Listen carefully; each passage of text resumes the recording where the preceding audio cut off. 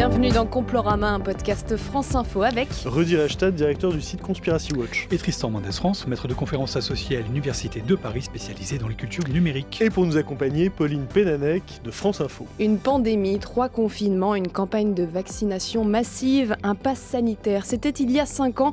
Le coronavirus circule en Chine, se propage dans le monde, le paralyse et tue plus de 7 millions de personnes. Un virus qui se diffuse et avec lui son lot de théories du complot. Le Covid n'existe pas, une pandémie planifiée, Big Pharma tire les ficelles. 5 ans plus tard, prenons du recul et voyons ensemble comment la culture complotiste a fait son nid en France et ailleurs grâce au virus. Le Covid-19, la grande bascule complotiste, c'est l'épisode 85 de Complorama. Quand j'ai vu que tout ça a été manipulé, organisé depuis des années... Vraiment ? Mais il y a les preuves. Attendez, il ne faut pas être naïf. La couverture du journal Vie économiste en janvier 2019, donc 9 mois avant la pandémie officielle, il y avait tous les symboles de la pandémie. Il y avait même le pangolin, il y avait le QR code dans la main, il y avait le... Mais ça peut être aussi un hasard, ça peut non, être... c'est pas un hasard, parce qu'il y avait les chevaliers de l'Apocalypse qui étaient masqués, il y a eu là quand même l'Event 201, l'événement 201, que Bill Gates, avec des autorités américaines du plus haut niveau, dont l'armée a fait aux États-Unis plusieurs semaines avant la pandémie. Des simulations. Oui, en disant attention, une pandémie va venir, etc. Le coronavirus, ils savaient déjà que c'était un coronavirus. Donc, il ne faut pas nous prendre pour... Et quand les fabricants de vaccins qui ont commandé les fioles, les flacons aux fabricants allemands de flacons en verre avant le début de la pandémie... Mais est-ce que ça confine pas à une espèce de discours paranoïaque complotiste? C'est pas, encore une fois, ce que je vous reproche. Ou sinon, vous êtes carrément complotiste parce que vous pensez qu'il y a un complot. Mais ce sont des faits. Oui. Je ne suis pas complotiste. Moi, avant, je n'aurais jamais imaginé tout ça. Quand je vois les faits, qu'on commande des fioles avant qu'il y ait la pandémie, qu'on déclare la pandémie, ils ne se sont jamais cachés qu'ils allaient le faire. Jamais. Extrait d'une vidéo de Christian Perron, invité du podcast Contact du journaliste québécois Stéphane Bureau. C'était en mars 2024. Christian Perron, infectiologue controversé, connu en particulier pour ses liens avec la complosphère covido-sceptique, Rudy. Oui, Christian Perron, il est devenu à la faveur de cette pandémie vraiment une figure de la mouvance covido-complotiste, de manière assez graduelle d'ailleurs. Au printemps 2020, il n'est pas encore sur les positions aussi radicales qu'il défend là, au micro d'un média canadien, ce qui montre d'ailleurs que le phénomène est mondial, en fait, et que c'est une figure dans tout l'espace francophone, en fait, Christian Perron. On l'a même vu d'ailleurs présent au dîner de RF4 Junior en marge de l'investiture de Donald Trump en janvier dernier. Donc c'est vraiment un pilier de ce discours complotiste qui prétend, il a dit, que cette pandémie était planifiée, que c'est une plandémie. Il a d'ailleurs utilisé cette expression lors d'une intervention au Parlement européen, à l'invitation de plusieurs eurodéputés penchant très clairement à l'extrême droite, notamment une eurodéputée AFD, une eurodéputée RN, Virginie Joron en l'occurrence. Et donc, qu'est-ce qu'il nous dit là? C'est qu'il voit dans la couverture d'un magazine, The Economist, des images qui, de manière subliminale, annoncent la pandémie. En fait, il voit des coïncidences signifiantes là où il n'y a que des coïncidences fortuites. C'est vraiment un biais, et l'animateur d'ailleurs à qui il parle a bien raison de parler de complotisme. Et on parle bien de phénomène global, Tristan. Bah oui, c'est un peu la particularité de ce moment Covid, de cet épisode Covid. Le Covid est une pandémie, donc par définition, c'est un phénomène global qui touche toute la planète, contrairement à d'autres théories qui sont plus localisées, si on veut.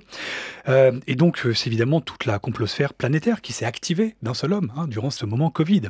Et puis, le Covid a aussi donné corps un peu à ce fantasme d'un complot planétaire, parce que justement, il avait lieu tout autour du globe. Donc ça a vraiment donné une force à cette idée complotiste qui préexistait évidemment, mais il lui a donné une viralité absolument phénoménale. Et puis, cet épisode a évidemment accéléré la mondialisation ou la circulation du marché des récits et des figures complotistes. On l'a vu avec Perron, qui est une star même au Canada maintenant, et qui circule aussi de pays à pays. Et c'est ça que je trouve peut-être le plus spectaculaire, c'est vraiment les trajectoires de ces récits complotistes. Et on en avait certains qui naissaient localement et qui devenaient un produit exporté à l'international. On a eu par exemple en Allemagne, je sais pas moi, cette idée folle d'un Nuremberg 2.0 poussé par un avocat allemand complotiste, Rainer Fulmich, dont on avait parlé d'ailleurs dans l'épisode sur l'Allemagne. Et on a aussi, je sais pas moi, des idées comme des projets de dépopulation organisés par Bill Gates qui commencent à naître aux États-Unis et qui s'exportent véritablement à l'international. Et ce genre de discours pendant la pandémie de Covid a eu un effet sur le complotisme en général, d'ailleurs, Rudy, pas seulement sur le Covid. Oui, c'est vraiment un moment d'accélération du complotisme, se tournant de 2020-2021. Il y a un effet Covid qui est sensible, visible, à travers notamment une étude YouGov pour un projet qui porte spécifiquement sur les théories du complot et qui montre qu'en 2021, 28% des personnes en France pensaient qu'une minorité d'élite gouverne secrètement le monde, contre 21% juste avant l'apparition du Covid. Donc il y a une inflexion qui est quand même assez notable. Oui, et puis cette dynamique de la suspicion qui se met en branle durant la période du Covid est véritablement une porte d'entrée sur d'autres sujets. On reste rarement sur une position complotiste liée au Covid. On commence avec le Covid et évidemment, ça ouvre des portes sur plein d'autres récits complotistes. Oui, ça, on va en reparler d'ailleurs. Qu'est-ce qui fait, Tristan, qu'il y a une bascule vers le complotisme pour une frange de la population ? En quoi cette pandémie a été particulière dans le conspirationnisme ? Je pense qu'une des particularité notable de ce moment Covid, c'est le fait qu'il a frappé de plein fouet l'univers de l'intimité, de l'intime. D'abord, l'intimité des corps, avec le virus qui nous a contaminés, qu'on le veuille ou non, pour ceux qui y croient, évidemment. On a eu évidemment le vaccin qu'on a dû s'injecter dans le corps, mais on a aussi des contraintes physiques plus globales liées au confinement, où là on a obligé nos corps à rester à un endroit spécifique chez nous, ou le port du masque, on nous obligeait à mettre quelque chose sur la figure. Et puis il y a aussi cette inquiétude qui a eu très très forte pour nos proches, nos intimes, particulièrement nos enfants, qui a été évidemment aussi un sujet qui a beaucoup excité la complosphère. Dès qu'on touche à la protection des enfants, là on a un seuil de raison qui s'abaisse considérablement. Et d'ailleurs, durant ce moment Covid, on a vu apparaître de nombreux groupes de parents, des groupuscules, si vous voulez, complotistes anti-masques et anti-vaccins, poussés par des parents, notamment sur Telegram, qui ont été extrêmement actifs. Et puis, ce moment Covid, c'est aussi évidemment nourri et appuyé de tout l'imaginaire, j'allais dire, millénaire de la crainte épidémique. Et puis je dirais que c'est un moment dystopique aussi, qui provoque une sidération. C'est la première fois que le monde entier, quasiment, a été confiné. Pas le monde entier, mais en tout cas, c'était quelque chose d'absolument inédit. Et ça joue en faveur de la théorie du complot, parce que la théorie du complot, elle remplit une fonction, elle donne du sens aux choses quand elles n'en ont pas, en apparence, et elle donne des réponses là où il n'y a que de l'incertitude. Là où la communauté scientifique est incapable de dire, voilà, on connaît mal ce virus, on ne sait pas quelle est sa gravité, eh bien on avait des réponses très nettes, fausses, erronées, fautives même dans leur raisonnement de la part des complotistes. D'une certaine manière, le complotisme, cette croyance-là, elle nous soulageait d'une charge mentale, qui est celle de l'incertitude. C'est le pire état d'esprit, je crois, pour s'informer en ligne. Et en plus, avec la désignation de coupables présumés, eh bien on peut décharger sa frustration. C'est vraiment là la fonction du bouc émissaire, depuis qu'on parle du bouc émissaire, René Girard, etc. C'est-à-dire qu'on peut décharger son inquiétude, toute l'inquiétude accumulée, sur un coupable. Voilà. Autre spécificité, tu en parlais tout à l'heure, Tristan, c'est le confinement. Je rappelle que le premier confinement a été décrété le 17 mars 2020. Bah oui, alors outre évidemment la contrainte sur les corps et le fait qu'on soit bloqué chez soi, dont je parlais tout à l'heure, il y a le confinement, et ça a été assez documenté, a surtout propulsé une myriade d'individus devant les écrans. On est resté chez soi à compulsivement cliquer avec sa souris pour s'informer de la situation. Et évidemment, ça a été une opportunité inédite d'exposition à des récits complotistes. Et ça, c'est un cocktail évidemment explosif. Parce que quand on est mu, si vous voulez, par un sentiment d'inquiétude, de peur, de frustration, et qu'on va en ligne particulièrement sur les réseaux sociaux pour comprendre un peu ce qui se passe, évidemment, c'est le pire qu'on puisse faire. Et quand on s'informe sur les réseaux sociaux avec cet état d'esprit, évidemment, encore une fois, notre seuil de vigilance s'effondre véritablement. À quoi s'ajoutent, en plus, les algorithmes qui ont accentué la visibilité de contenus spectaculaires poussés par des communautés qui pouvaient être marginales, mais qui étaient très actives en ligne et donc qui occupaient, si vous voulez, cet espace et qui a véritablement contaminé tout cet espace informationnel sur le réseau, et ce que l'OMS a appelé l'infodémie. Et dernière chose, on a une étude du 18 mars dernier, c'est tout récent, qui explique qu'en 2020, sur plus de 5000 fausses informations et théories complotistes sur le Covid, la propagation de ces informations, était surtout le fait d'individus sur les réseaux sociaux, à 71%, bien loin devant les contenus provenant de certains médias, 18%, ou même de politiciens en ligne, 5%.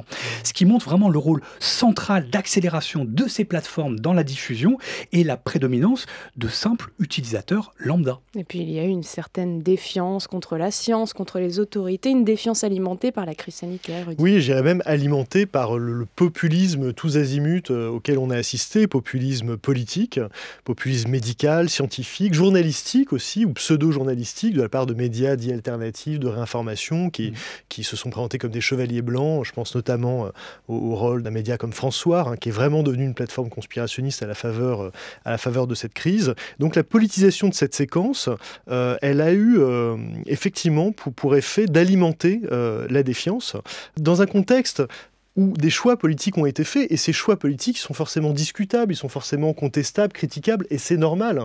La communication du gouvernement à laquelle on a assisté, elle a pu paraître parfois chaotique, avec des allers-retours, des contradictions, ce qui, quand même, au passage, vient pulvériser l'argument selon lequel tout ça était planifié par avance. Si c'était planifié, on n'aurait pas assisté à ces atermoiements, à ces erreurs majeures de communication. Oui, puis ces ratés médiatiques et politiques étaient vraiment simplement liés au caractère inédit de la situation. Et puis au fait que, comme tu le disais, le consensus scientifique, il a évolué avec le temps, au fur et à mesure des recherches et des découvertes. Mais c'est clair que ça, malheureusement, ces ratés, et parfois ces erreurs, peut-être ces fautes, même politiques parfois, ont évidemment nourri la complosphère. Ils ont surtout été exploités de manière politicienne et sans vergogne.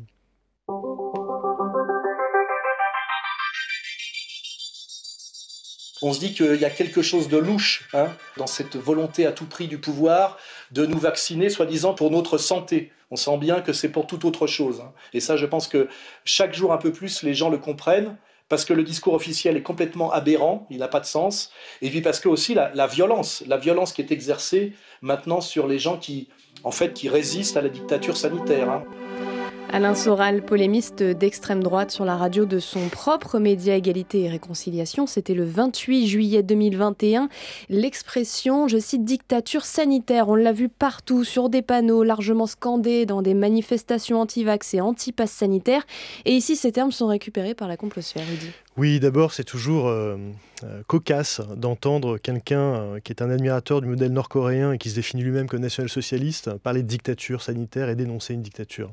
Voilà. Mais effectivement, ces termes de dictature sanitaire, de génocide vaccinal aussi, ont été omniprésents dans les manifestations anti-vax, anti-pass, avec de manière récurrente la dénonciation, la désignation de boucs émissaires, souvent les mêmes. Bill Gates, Klaus Schwab, le fondateur du Forum de Davos, avec l'idée qu'il aurait un plan, le Great Reset, pour nous faire basculer dans un nouvel âge totalitaire. On est 5 ans après, on voit ce qu'il en est. Rien n'a changé. Anthony Fauci, le monsieur Covid de l'administration américaine, qui est devenu vraiment la tête de turc des anti-vax, des pro-Trump aux États-Unis, au point qu'il est, aujourd'hui, on l'a même retiré sa protection policière, alors même qu'il est menacé de mort, lui, ses proches, et que l'actuel ministre de la Santé américain, RFK Jr., a fait un livre entier contre Anthony Fauci. Et puis, il y a eu, tu en parlais tout à l'heure, Tristan, cet appel à châtier les coupables et des références au Nuremberg 2.0. Nuremberg, c'est quoi? C'est le procès qui a jugé les criminels de guerre et criminels contre l'humanité nazis au lendemain de la Seconde Guerre mondiale. C'est-à-dire qu'on assimilait des médecins, des scientifiques, des hommes politiques qui ont essayé de gérer cette crise à des criminels contre l'humanité. Il faut prendre la mesure de ce que ça veut dire. En gros, on se paye de mots. On a joué avec les mots. Le plus fascinant tout de même de cette séquence, c'est que là, on est en mars 2025. Ça fait 5 ans que l'OMS a décrété la phase pandémique. Je crois que c'est vers le 11 ou le 12 mars 2020. Mais avant cela, dès le 20 janvier 2020, le moment où on parle du début de cette pandémie, eh bien, en réalité, en 24 heures, 48 heures, on a toute la dramaturgie complotiste qui va servir de toile de fond à toute la crise sanitaire qui est déjà en place. On nous parle de puissances occultes et insaisissables, Big Pharma, au singulier, c'est-à-dire pas les Big Pharma, c'est-à-dire les grandes industries pharmaceutiques, mais Big Pharma comme une entité dotée d'une volonté unique et qui imposerait sa loi aux politiques, qui corromprait les institutions sanitaires.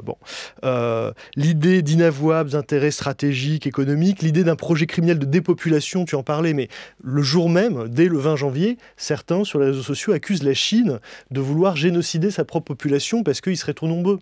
Et puis, immédiatement aussi, l'idée d'un virus secrètement fabriqué en laboratoire, et puis aussi l'idée d'une maladie, ça paraît contradictoire, mais quand même, moins grave qu'on le dit, l'idée que c'est une grippette et que tout ça c'est de la poudre aux yeux, et que tout ça est fait pour nous manipuler.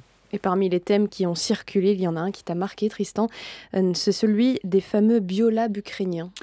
Oui, ce qui est assez fascinant avec cette thématique, c'est évidemment sa trajectoire de ce thème complotiste, avec l'idée que les États-Unis cacheraient en Ukraine des laboratoires militaires qui seraient notamment à l'origine du Covid, ça c'est certaines versions, suivant les récits complotistes.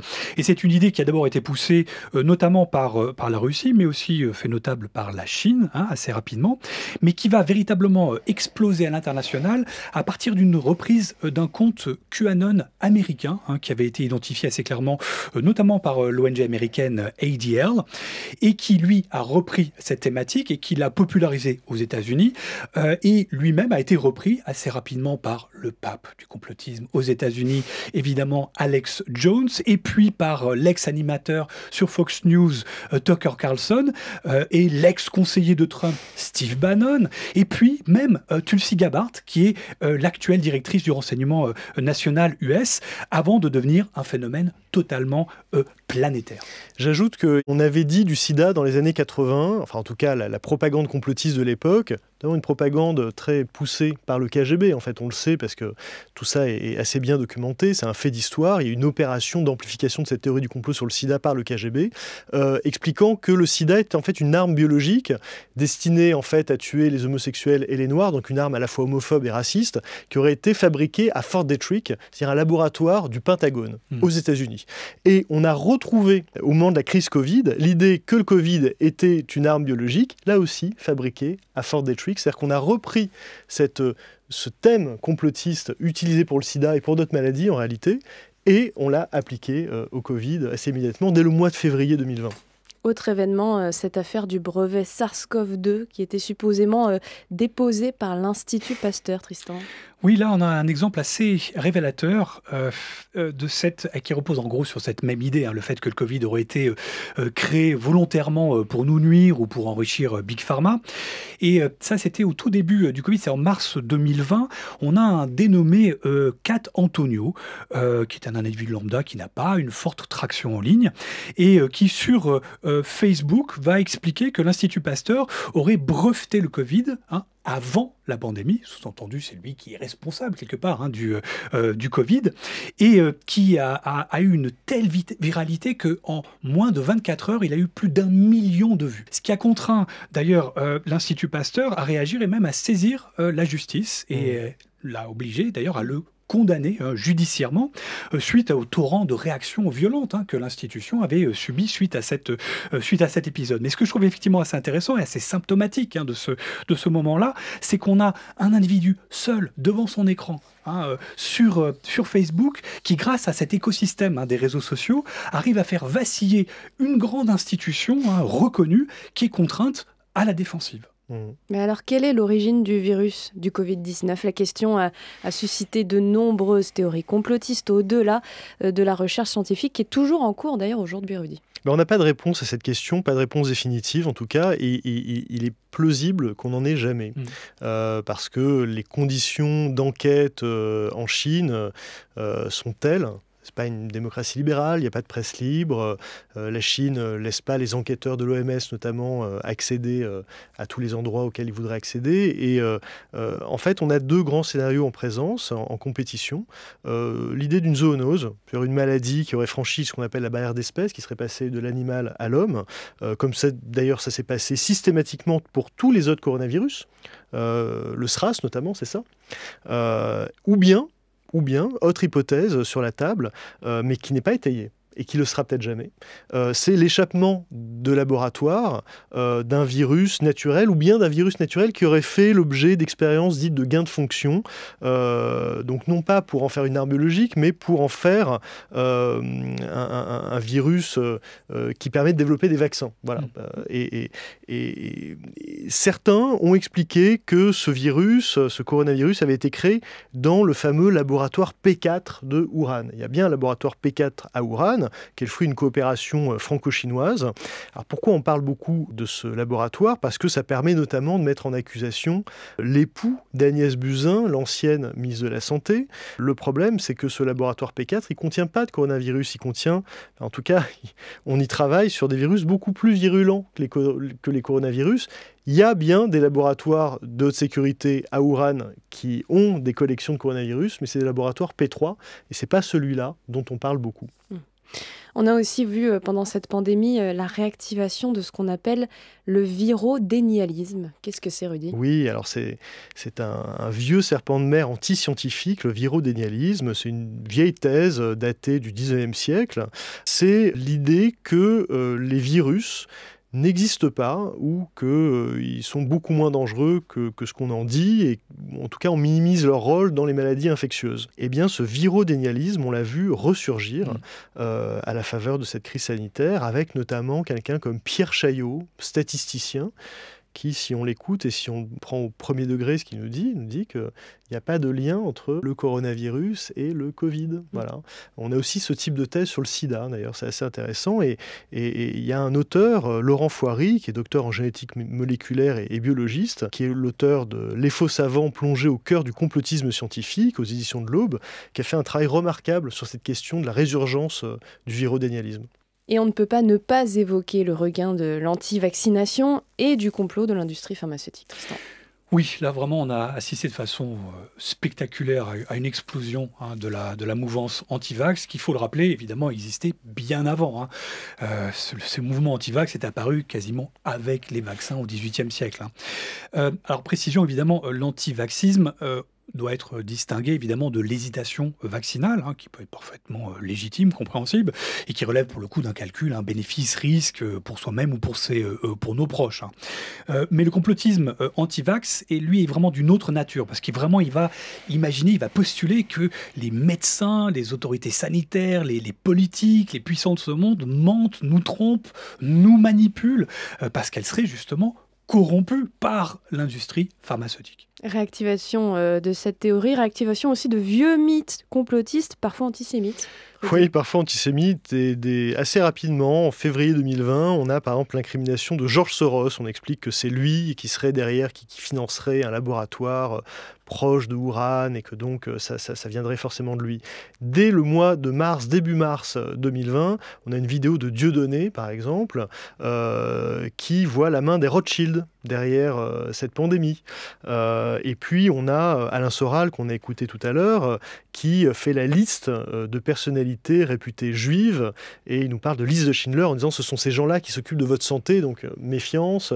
Donc on est vraiment... Et puis alors, surtout, il y a Agnès Buzyn, ministre de la Santé jusqu'au mois de février 2020, qui elle va être accusée d'empoisonneuse de pluie. Vieux mythe vieille accusation qui date du Moyen-Âge, en fait, de la peste noire, qui servait de justification au pogrom anti-juif à l'époque. Et il ne faut pas croire que ces accusations restaient uniquement dans l'univers numérique. On les a vues sortir dans l'espace public. On a vu notamment un tag sur une autoroute en direction de Paris, avec écrit « Buzyn, empoisonneuse de pluie ». C'est quand même assez... Il faut prendre la mesure de ce qu'a été ce moment-là.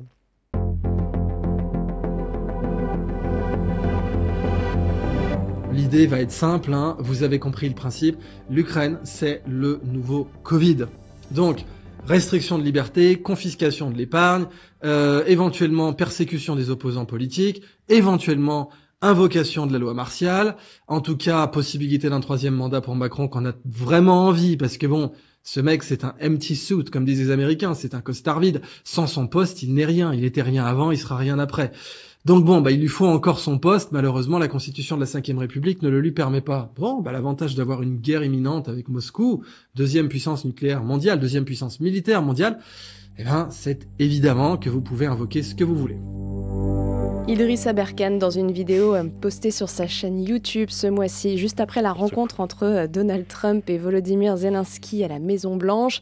Je cite, « L'Ukraine, c'est le nouveau Covid » et c'est, comme toujours, cette bascule d'un sujet à un autre, Tristan, dont tu nous parles régulièrement dans Complorama.